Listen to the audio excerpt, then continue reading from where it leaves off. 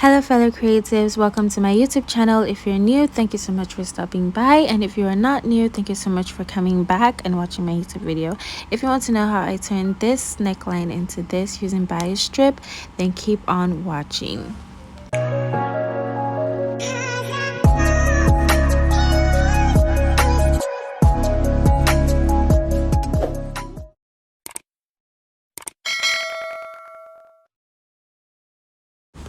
Okay, so the first thing you want to do is that you want to join your front panel and your back panel together using at the shoulder point, and then I'm just showing you this is the way we're going to be joining the bias strip. And then you want to make sure that you start at that point. It's just better for you to just start at that point. So yeah, this is the bias strip, so I'm just showing you exactly where you should start, if you want it to look neat and all of that.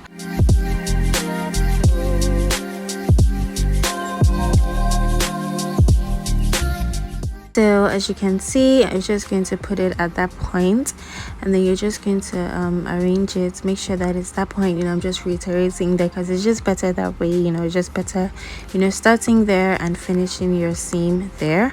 So as you can see, I'm just showing you the line that you should make sure that you sew on. It's just best that you sew on there because we're going to be turning it. After sewing this, we're going to be turning it, so just to make sure that you have enough space at the other side of the bias strip to turn over. That is why you should always make sure that you're sewing your seam on that line.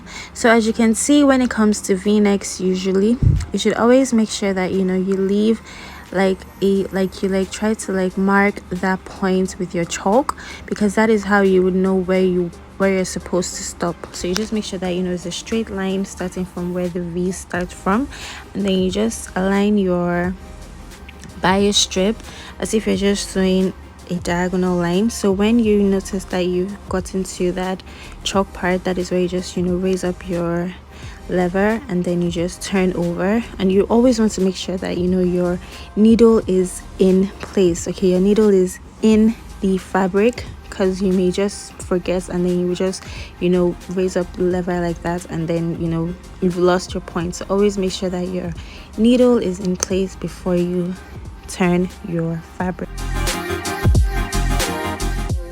So the back panel, the neckline for the back panel was a circle, like it was like in a round neck. So you just want to make sure that you're sewing with the round, like you're following the roundness. You're not just sewing straight. You're curving your hand, turning your hand to fit the way the neckline is. That's just the best way to go for you to be able to get the best result. So once you get to the point that you started from, you want to make sure that you put it inside the one that is already there. You don't just sew straight, so that that point that I showed you in the middle, it would align with the one, the two layers of the bias strip are going to align with each other. So just keep that in mind. So after you've done that, now you want to start turning it. So you just turn it like so, like this, and then we're just going to sew a straight stitch down. So I'm going to show you the things that you should take note of. So the first thing that you should always take note of is that your fabric should always peek out a little bit, because if your fabric doesn't peek out a little bit, that means that the bias strip is going to show when you wear the top. On the right side, the fabric is going to show, and the bias strip is going to show. So you always want to make sure that the fabric is always peeking out just a little bit, and you always want to make sure that your seam is at the very edge of the bias strip at the other side. You want to always make sure that you're sewing on the edge of the bias strip, just to make it look seamless and look neat. So yeah, that is it. I'm just showing you how to do it. So once you get to the v-neck part, as you can see there, you want to just stop sewing fast for some time before you get to that stage, and then you want to really arrange it. Can you see the V? So you want to really arrange it, and make sure that you turn your piece, the panel, to form that v-neck. Okay, you want to make sure that you form the V, and then after you've made sure that you form the V, you want to get your chalk. so that you would be able to, you know, mark the same way we marked it when we wanted to like just sew the bias strip on, so that you'll be able to know where to stop. So as you can see, I'm just, you know, taking my time, you know, not being fast. And then as you can see, once I stopped on that chalk line, then I just turned the fabric over again. And then as you can see, you know, I'm just arranging it, making sure that the, you know, fabric is not poking out too much, because in as much as, you know, you want the fabric to show, it shouldn't be too much, so that, you know, all these seams would align. And then yeah, so after I've done that, you know, I'm just arranging it, and then, you know, I can just sew it.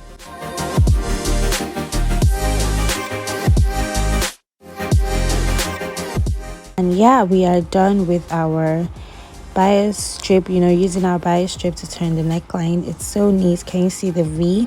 Yeah, can you see the inside as well? It's neat, and you know, it's just, you know, forming that V, you know. So yeah, that is it. Thank you so much for watching this video. I hope you enjoyed the video, and I hope that it was helpful to you. So please don't forget to like, comment, share, and subscribe, and I'll see you in my next video. Bye.